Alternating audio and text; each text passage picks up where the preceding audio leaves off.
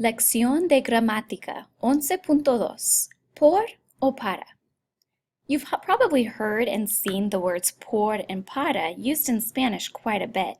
You might not have understood exactly what their meaning is or why they're used when they're used, and that's what today's lesson is for.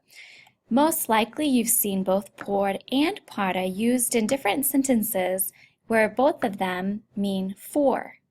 Did you know that we can also use these prepositions to mean by, through, around, toward, because of, along, in order to, per, and actually they can even be used for more than that. But these are some of the basic meanings of the words por and para.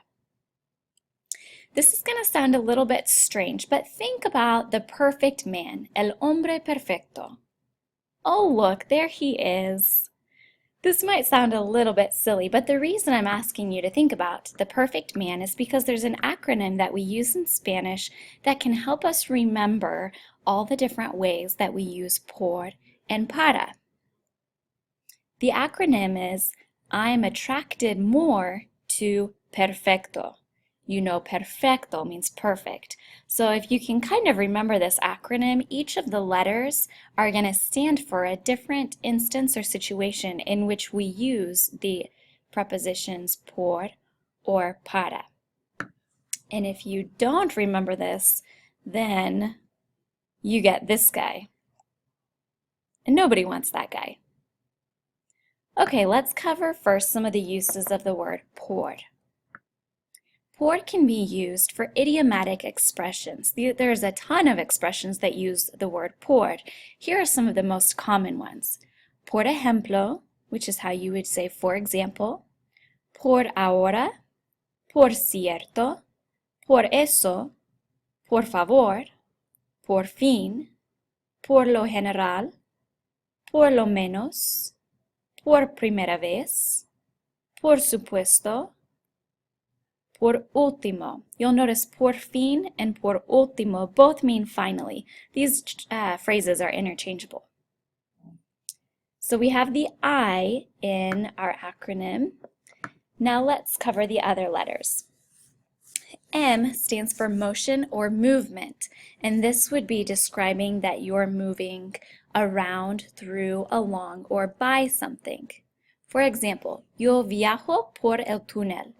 I travel around, through, along, or by a tunnel. In this case, probably I travel through the tunnel. The A stands for apology or emotion. So in this case, the word por means because of, on account of, or about. Lo siento por el accidente. I'm sorry for the accident, or I'm sorry because of the accident. The T stands for thanks. This is how you would say thank you for something. Gracias por su ayuda. Thanks for your help. The second T stands for transportation or communication. Basically, these don't sound related, but this is a way we would say this is the means of doing something. You would do it by or by way of. Voy al cine por autobús. I go to the theater by bus. Or te llamo por teléfono.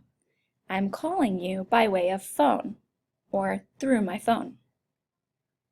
The R stands for reason or cause. So in this case, the word por can mean because of. Me caí por la acera mojada. I fell down because of the wet sidewalk. The A stands for the amount of time. So in this case, the word por means for, during, or it can even mean in. Yo estudié por 2 horas. I studied for 2 hours. The C stands for cost or value. So in this case, we're saying how much we paid for something. Ella pagó 50 pesos por la comida. She paid 50 pesos for the food. The T stands for a time frame or frequency. So in this case, the word por kind of means per. Estudiamos 3 veces por semana. We study 3 times per week, or 3 times each week. The E stands for exchange or substitution for something. Yo le pagué por su ayuda. I paid him for his help. The D stands for disposition or mood, so in this case, por means because of something. Estoy enojado por perder el juego. I'm mad because of losing the game. The next M stands for multiplication, so in this case, the word por can mean by or times. 5 por 10 es igual a 50. 5 times 10 equals 50. The O stands for on behalf of, which also means because of. And we can also use por to show that we are in favor of or for something or someone. Yo lo hice por mi familia. I did it on behalf of my family, or I did it because of my family. I could say also, for the second example, ella no votó por nadie. She didn't vote for anyone. R stands for example, yo conduje 120 kilómetros por hora. I drove 120 kilometers per hour. E stands for errands. This means to go after or for something. Nosotros vamos por la comida. We went for the food. Next, let's talk about the different uses of the word para. The P in perfecto stands for purpose. So in this case, para means for or used for something. Es un vaso para agua. It's a vase for it's a vase for water. Or it's a glass for water. The E stands for expectation or goal. So in this case, para means in order to do something.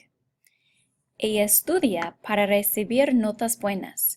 She studies in order to receive good grades. The R stands for recipient. El regalo es para mi mamá. The gift is for my mom. The F stands for future dates or deadlines. So when we see para as a deadline, it kind of means by. Lo voy a hacer por el viernes. I'm going to do it by Friday. The E stands for employment. Él trabaja para el hospital. He works for the hospital.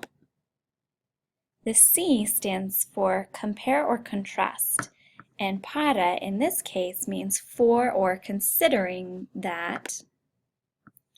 Ella es muy alta para una niña. She's very tall considering that she is a little girl, or she's very tall for a little girl. The T stands for towards a place or in the direction of something. So this is referring to a specific destination. Caminamos para el parque. We are walking toward the park, and that park is our destination. The O in perfecto stands for opinion. And so in this case, para can mean according to someone or something. Para ella, la comida es horrible. According to her, the food is horrible. You might be thinking, some of those sounded really similar, and you're not wrong.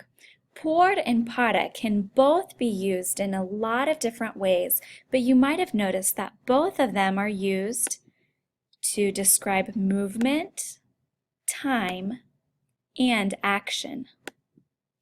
Here's a chart that you can use to differentiate when to use por and when to use para, according to when you're talking about movement or time or action.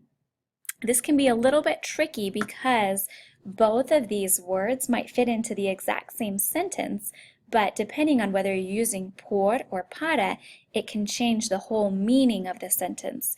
So at least read through this chart or maybe even copy it into your notes so you're aware of the different instances in which either